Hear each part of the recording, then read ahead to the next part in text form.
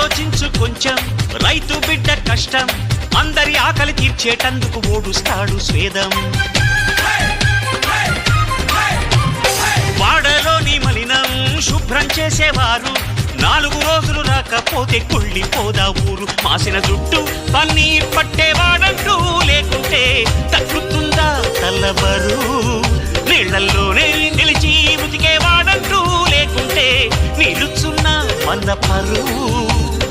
ఏ పని ఎవరు చేస్తేనేమి వృత్తే మనకు దైవం అని బ్రహ్మంగారు నాడే అన్నారోయ్. శక్తులన్నీ వచ్చి చేరుకు, మేఘం సాగుతున్నా కాకులు మూగుతున్నా, ఆకాశానికి మలినాలేవి అంటుకోవని చెప్పి పూల పంతి పట్టి నీటి మధ్యలో ఉంచిన తేలుతుందో ఈ పైకే సోదరా. అరే నిన్నే